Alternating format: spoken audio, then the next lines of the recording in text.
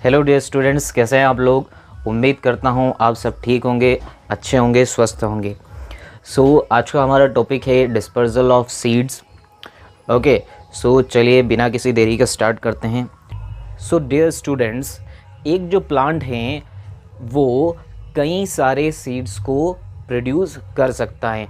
ठीक है। जब भी प्लांट का फ्रूट पक जाता है तो मोस्ट ऑफ द टाइम वो क्या हो जाता है, बर्स्ट हो जाता है, वो फूट जाता है और क्या करता है, अपने अंदर के बीजों को स्कैटर करता है अपने प्लांट के आसपास ही। ठीक है। स्कैटरिंग का मतलब क्या होता है, बिखेर देता है उन सीड्स को अपने ही पास में। ठीक है।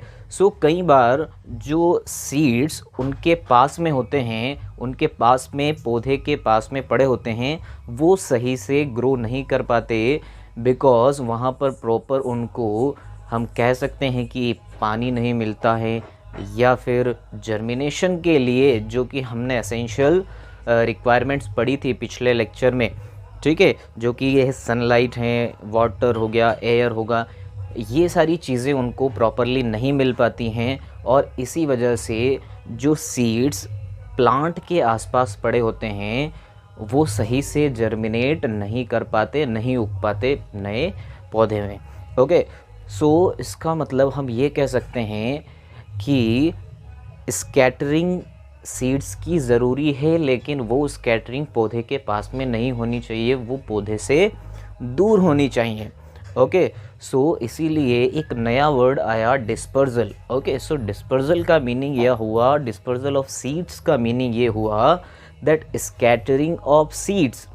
ओके, स्कैटरिंग तो होना ही है सीड्स को, बट कहाँ होना है, away from the mother plant. जो एक्चुअल पेरेंट प्लांट है, मदर प्लांट है, उस प्लांट से दूरी पर अगर सीड्स को स्कैटर कर दिया जाए तो वो एक प्रॉपर स्कैटरिंग होगी और इसी प्रोसेस को क्या बोला जाएगा, डिस्पर्जल ऑफ सीड बोला जाएगा।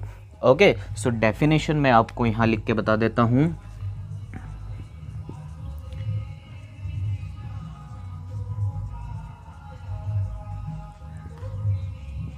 Scattering of seeds away from the mother plant is called dispersal. Okay, एक मदर प्लांट से दूरी पर जब बीजों को स्कैटर किया जाता है तो वो प्रोसेस क्या कहलाती है, डिस्पर्जल कहलाती है। अब सबसे बड़ी बात ये आती है कि उन बीजों को मदर प्लांट से दूर कौन ले जाएगा। ठीक है, क्योंकि पौधे जो हैं वो चलने में असक्षम है, वो नहीं चल सकते। ठीक है, तो ऐसे में बात आती है कि भाई अगर जो फ्रूट है वो बर्स्ट हुआ, वो फूटा, तो डेफिनेटली जो सीड्स हैं वो उस पौधे के आसपास ही गिरेंगे।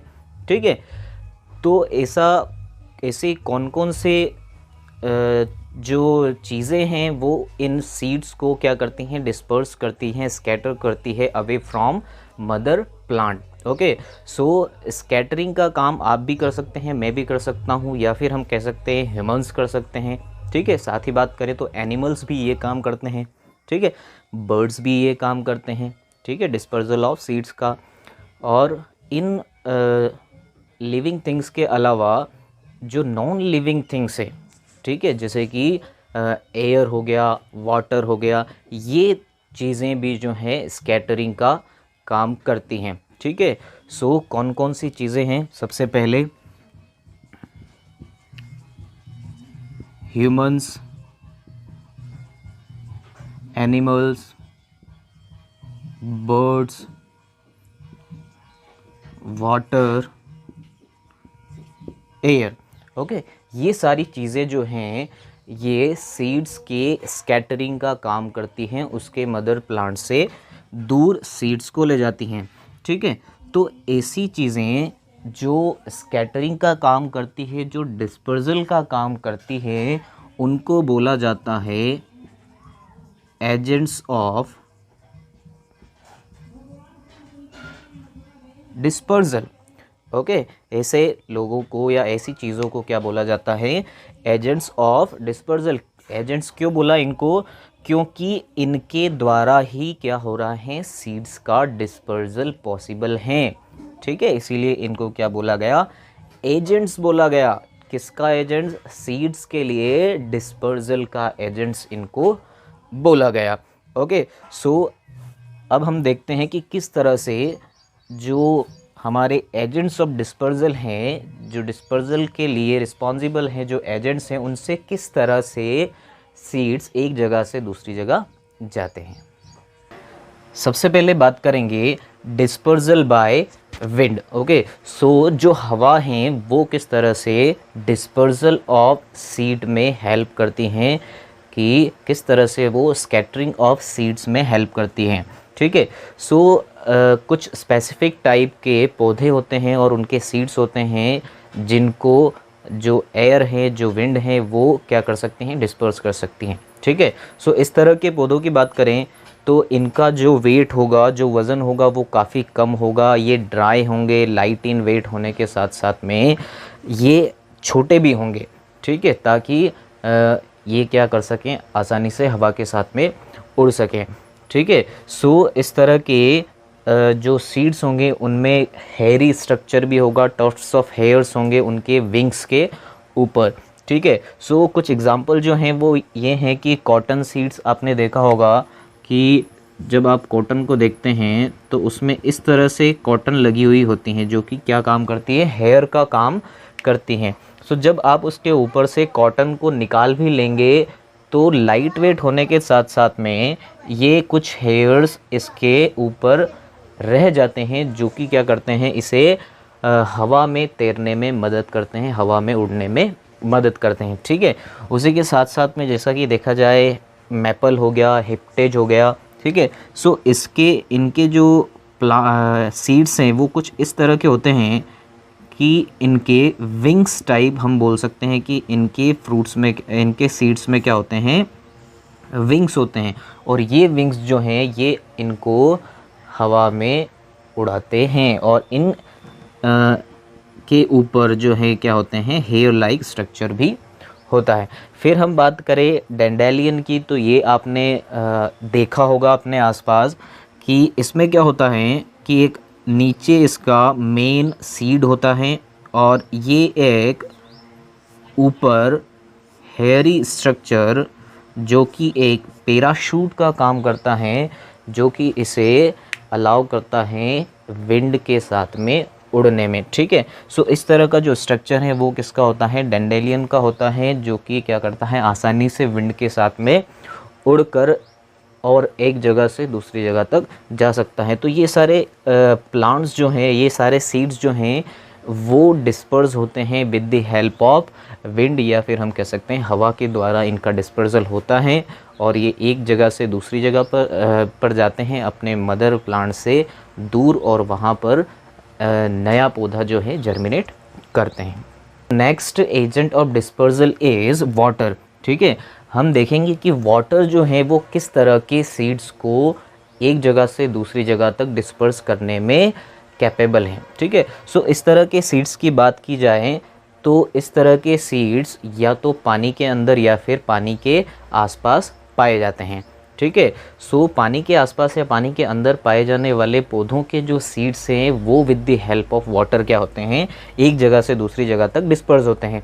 ठीक है, सो इस तरह के जो सीड्स हैं उनकी खासियत ये होती है कि वो लाइट इन वेट होने के साथ साथ में जो उनका ऊपरी कवर होता है उसे हम बोल सकते हैं वो क्या होता है, स्पॉन्जी होता है, वो फाइब्रस नेचर का होता है, जिसकी हेल्प से ये क्या करते हैं, पानी के ऊपर तैर सकते हैं। अगर कोकोनट प्लांट की बात करें तो कोकोनट प्लांट जो है वो कुछ इस तरह से होता है।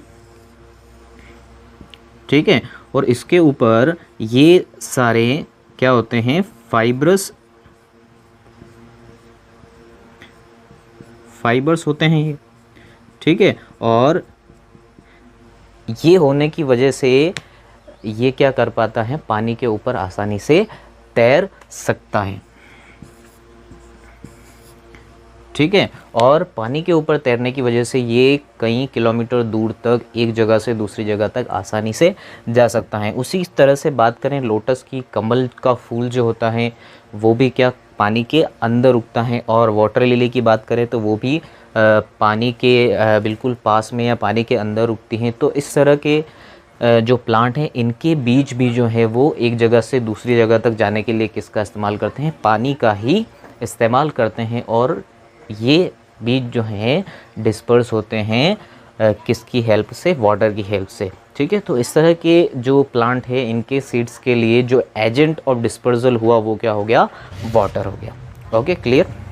सो नेक्स्ट टॉपिक है हमारा dispersal by animals. Okay, so animals जो हैं वो भी सीड्स के डिस्पर्सल में एक बहुत बड़ा रोल प्ले करते हैं। ठीक है, सो बात की जाए एनिमल्स की तो मैंगो हो गया, ऑरेंज हो गया, एप्पल, पपाया, कुछ इस तरह के जो ब्यूटीफुल कलर्ड और टेस्टी फ्रूट्स होते हैं, इन फ्रूट्स के सीड्स को जो है एनिमल्स के द्वारा डिस्पर्स किया जाता है। ठीक है, सो एनिमल्स के द्वारा किस तरह से कि जो सीड्स जो फ्रूट्स हैं उनका जो आउटर कवर होता है वही जो है एनिमल्स में डाइजेस्ट हो पाता है और सीड जो हैं वो क्या करते हैं, फेंक दिया जाता है। ठीक है, सो इस तरह से जैसे कि कोई आम हुआ तो आम का ऊपरी हिस्सा जो है एनिमल्स खा लेते हैं, बर्ड्स खा लेते हैं, लेकिन जो सीड बचा वो हमारे अंदर डाइजेस्ट नहीं हो पाता। ठीक है, और उसे हम क्या करते हैं, फेंक देते हैं। ठीक है, सो इस तरह से जो इस तरह के बड़े फ्रूट्स हैं, जो ब्यूटीफुल कलर्ड फ्रूट्स और काफ़ी टेस्टी फ्रूट्स होते हैं, इनका डिस्पर्सल एनिमल्स के द्वारा और बर्ड्स के द्वारा आसानी से संभव होता है। ठीक है, लेकिन बात करें कुछ ऐसे प्लांट्स जैसे कि मीमासा, बुलडॉग और कैस्टर। ठीक है, इन सब के जो पिक्चर्स है वो मैं आपको दिखा दूंगा। ठीक है, तो जो कास्टर तो आप लोग पहचानते ही होंगे, इसका तेल भी निकाला जाता है। ठीक है, तो इस तरह के जो फ्रूट्स हैं इनमें हुक लाइक स्ट्रक्चर होता है। ठीक है, सो ये हुक होने के कारण ये एनिमल्स के बालों में, या फिर हम कह सकते हैं कि जो बर्ड्स होते हैं इन बर्ड्स के फीदर में क्या कर जाते हैं, अटक जाते हैं और उनके साथ में कई किलोमीटर्स की लंबी दूरी तय करते हैं और एक जगह से दूसरी जगह तक चले जाते हैं। और यही जो पूरी प्रोसेस है ये क्या कहलाती है, डिस्पर्सल बाय एनिमल्स। तो इसी तरह से जो एनिमल्स हैं वो, और साथ ही साथ में एनिमल्स में कौन, बर्ड्स भी। ठीक है, सो बर्ड्स की हेल्प से भी जो सीड्स हैं उनका डिस्पर्सल एक जगह से दूसरी जगह तक आसान हो जाता है। So next and the last topic is dispersal by explosion.